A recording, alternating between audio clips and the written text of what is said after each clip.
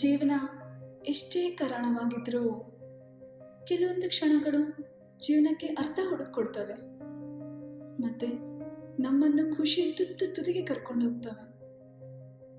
ನನ್ನ ಈ ಕತ್ತಲ ಜೀವನಕ್ಕೆ ಅರ್ಥವಾಗಿ ಬಂದದ್ದು ಮೂರ್ತಿ, ಮಿಸ್ಟರ್ ಮೂರ್ತಿ. ಈ ಬುಕ್ಕು ನನ್ನ ಹೆಂಡತಿಗೆ ತುಂಬ ಇಷ್ಟ. ಯಾವಾಗ ಬೇಜಾರಾದರೂ ಈ ಬುಕ್ ಓದ್ತಾ ಇರ್ತಾಳೆ. ನೆನಪುಗಳು ಕಾಡ್ತಿವೆ, ಕಣ್ಣಂಚಲ್ಲಿ ನೀರು ತುಂಬಿದೆ. ಇವತ್ತಿಗೆ ಅವರು ಕಾಲ್ ಮಾಡಿ 6 ದಿನ ಕಳೀತು. ನನ್ನ ಸ್ಟುಡಿಯೋದಲ್ಲಿ ಒಬ್ರು ಸಾಫ್ಟ್ವೇರ್ ಇಂಜಿನಿಯರ್ ಬಂದಿದ್ದಾರೆ. ಅವರು ಗುಜರಾತ್ನವರು, ಆದ್ರೆ ಅವ್ರ ಮಾತು ಕೇಳಿಸ್ಕೊಂಡ್ರೆ ನಿಮ್ಗೆ ಅನ್ಸಲ್ಲ, ಯಾಕೆಂದ್ರೆ ಕನ್ನಡ ಕ್ಲಾಸ್ ಏರ್ಬಿಟ್ಟಿದ್ದಾರೆ.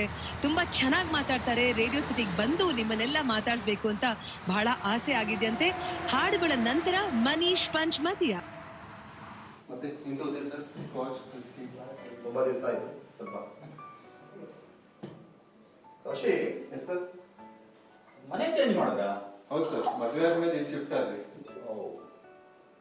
ತುಂಬಾ ದೊಡ್ಡದಿದೆ ನಿಮ್ಮ ಮನೆ ಸರ್. ಪೇರೆಂಟ್ಸ್ ಎಲ್ಲ ಬರ್ತಾ ಇರ್ತಾರಲ್ಲ.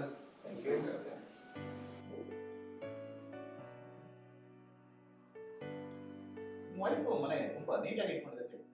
Thanks sir. ಸರ್ ಎಲ್ಲ ಬಂದು. Okay. Hi Kashi. Hi.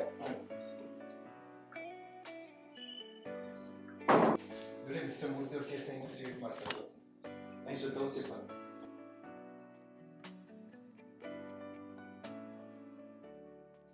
Till now, I've handled around 23 cases.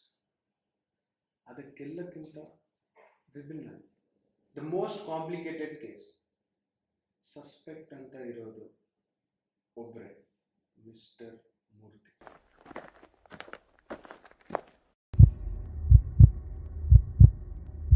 ನನ್ನ ಹೆಸರು ಪೀಟರ್ ಅಂತ.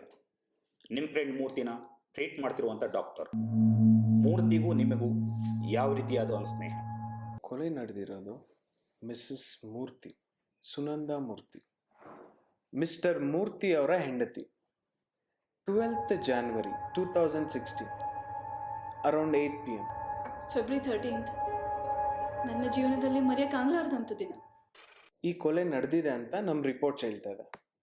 ಆ ದಿನದ ಮೂರ್ತಿ ಅವ್ರ ಆಕ್ಟಿವಿಟೀಸ್ ಅಂದ್ರೆ ಅವ್ರ ಮನೆಗೆ ಹಾಲು ಹಾಕೋನು ಹೇಳೋ ಪ್ರಕಾರ ಸರ್, ಅವತ್ತು 6 ಗಂಟೆಗೆ ಅವ್ರ ಮನೆ ಕಾಲಿಂಗ್ ಬೆಲ್ ಓದ್ತಿದ್ರು. ದಿನಾನು ಬಂದ್ಬಿಟ್ಟು ಮೂರ್ತಿ ಸಾರ ಎಂತಿನೇ ಹಾಲು ಪೇಪರ್ ಇಸ್ಕೊತಾ ಇದ್ರು. ಆದ್ರೆ ಅವತ್ತು ಮೂರ್ತಿ ಸಾರೇ ಬಂದು ಇಸ್ಕೊಂಡ್ರು. ಅವ್ರ ನನ್ನ ಹತ್ರ ಏನು ಮಾತಾಡಲೂ ಇಲ್ಲ, ಹಾಗೆ ಮನೆ ಒಳಗಡೆ ಹೊಂಟೋಗ್ಬಿಟ್ರು. ಆದ್ರೆ ಕೊಲೆ ಜಾಗದಲ್ಲಿ ಮೂರ್ತಿ ಅವ್ರ ಹಾರ್ಟ್ ಅಟ್ಯಾಕ್ ಆಗಿ ಅನ್ಕಾನ್ಶಿಯಸ್ ಆಗಿ ಬಿದ್ದಿದ್ರು. ಅದಾದ ನಂತರ ಕಂಪ್ಲೀಟ್ ಮೆಮೊರಿ ಲಾಸ್. ಅವ್ರ ಜೊತೆ ಇದ್ದಾಗ ನಾನು ನನ್ನನ್ನೇ ಮರ್ತು ಬಿಡ್ತಿದ್ದೆ. I think I am in love with him. ಕೊಲೆ ಆದ ಜಾಗದಲ್ಲಿ ಕೊಲೆಗೆ ಯೂಸ್ ಮಾಡಿದಂಥ ವೆಪನ್ಸ್ ಯಾವುದು ಸಿಕ್ಕಿಲ್ಲ. ಬಟ್ ಸುನಂದಾ ಮೂರ್ತಿ ಅವರ ಕುತ್ತಿಗೆನ ಬಲವಾಗಿ ಕುಯ್ದು ಕೊಲೆ ಮಾಡಿದ್ದಾರೆ. ಯಾರೋ ಕಳ್ಳ ಕೊಲೆ ಮಾಡಿದಾನೆ ಅಂದ್ರೆ ಮನೇಲಿರೋ ವಸ್ತು ಎಲ್ಲ ಹಾಗೆ ಇದೆ. ಇದನ್ನೆಲ್ಲ ನೋಡಿದ್ರೆ ನಮ್ಗೆ ಮೇಜರ್ ಸಸ್ಪೆಕ್ಟ್ ಅಂತ ಇರೋದು ಮಿಸ್ಟರ್ ಮೂರ್ತಿ ಒಬ್ಬರೇ. ಸೊ ಅವ್ರು ಡೈಲಿ ರೊಟೀನ್ನ ಅಬ್ಸರ್ವೇಷನಲ್ಲಿ ಇಟ್ಟಾಗ ಮಿಸ್ಟರ್ ಮೂರ್ತಿ ಅವರು ಬೆಳಿಗ್ಗೆ 6 ಗಂಟೆಗೆ ಎದ್ದೇಳ್ತಾರೆ, ಪಾರ್ಕಲ್ಲಿ ವಾಕಿಂಗ್ ಮಾಡ್ತಾರೆ. ಅದೆಲ್ಲ ಆದಮೇಲೆ ಬಂದು ಡೋರ್ ಲಾಕ್ ಆದರೆ ಸಂಜೆವರೆಗೂ ಡೋರ್ ಓಪನ್ ಆಗಲ್ಲ. ಸೊ ಸಂಜೆ ಒಂದು ಲೇಡಿ 8:15ಕ್ಕೆ ಅವ್ರ ಮನೆಗೆ ಬಂದರೆ 10 ಗಂಟೆಗೆ ಆಚೆ ಹೋಗ್ತಾರೆ. ಸೊ ಅವಳನ್ನ ಎನ್ಕ್ವೈರಿ ಮಾಡಿದರೆ ಅವಳ ಹೆಸರು ಸೋನಾ, ಅವಳೊಬ್ಳು ಪ್ರಾಸ್ಟಿಟ್ಯೂಟ್. ಇವಾಗ ಒಂದು 2-3 ದಿವಸದಿಂದ ಡೈಲಿ ಈವ್ನಿಂಗ್ 8 ಗಂಟೆಗೆ ನಾನು ಕಾಲ್ ಮಾಡ್ತಾರೆ. ನಂಗೆ ಬರೋದಕ್ಕೆ ಹೇಳ್ತಾರೆ. ನಾನು ಹೋಗ್ತೀನಿ, ನನ್ನ ಡಿನ್ನರ್ ಮಾಡಿಸಿ ಬನ್ನಿ, ನನ್ನ ಹೆಂಡತಿಗೆ ಇಷ್ಟವಾದ ಡಿಶ್ ಮಾಡಿದ್ದೀನಿ. ಗಿಫ್ಟ್ ಕೊಟ್ಟು ಕಳಿಸ್ತಾರೆ. Special gift. ಏನ್ ಗಿಫ್ಟ್ ಅದು? ಏನೋ ಬುಕ್ ಇರುತ್ತೆ ಸರ್. ಸೋನಾ ನಂಬರ್ ಮೂರ್ತಿ ಅವ್ರಿಗೆ ಹೇಗೆ ಸಿಕ್ತು? ಅವ್ರಿಗೆ ನನ್ನ ನಂಬರ್ ಹೇಗೆ ಸಿಕ್ತು ಅಂತ ಗೊತ್ತಿಲ್ಲ. ಸೋನಾನೇ ಅವ್ರ ಮನೆಗೆ ಯಾಕೆ ಕರೆಸ್ತಾ ಇದ್ರು? ಸುನಂದಾ ಮೂರ್ತಿ ಅವ್ರು ಕೊಲೆ ಮಾಡಿದ್ದು ಯಾರು?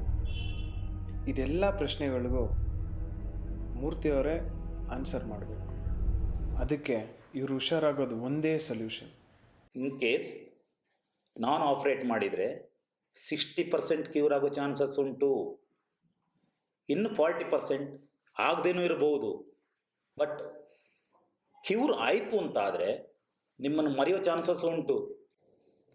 ನನ್ನ ಸ್ವಾರ್ಥಕ್ಕೆ ಅವ್ರು ಹುಷಾರಾಗಬಾರ್ದು ಅಂತ ಅಂದ್ಕೊಂಡ್ರೆ ಅವ್ರ ಜೊತೆ ಕಳೆದಿರೋ ಕ್ಷಣಗಳಿಗೆ ಬೆಲೆ ಕೊಟ್ಟಂಗಾಗಲ್ಲ. ಅದೇ ಅವ್ರು ನನ್ನನ್ನು ಮರೀತಾರೆ ಅಂತ ನೆನೆಸ್ಕೊಂಡ್ರೆ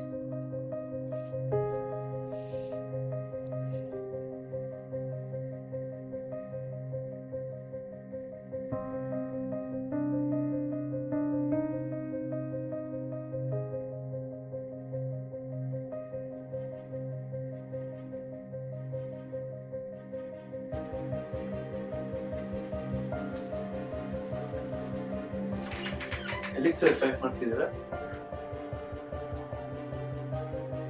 ಮಲೇಷಿಯಾ ರಿಟರ್ನ್ ಹೋಗ್ತಾ ಇದ್ದೀನಿ. ಮತ್ತೆ ಮಿಸ್ಟರ್ ಮೂರ್ತಿ ಅವ್ರ ಕೇಸ್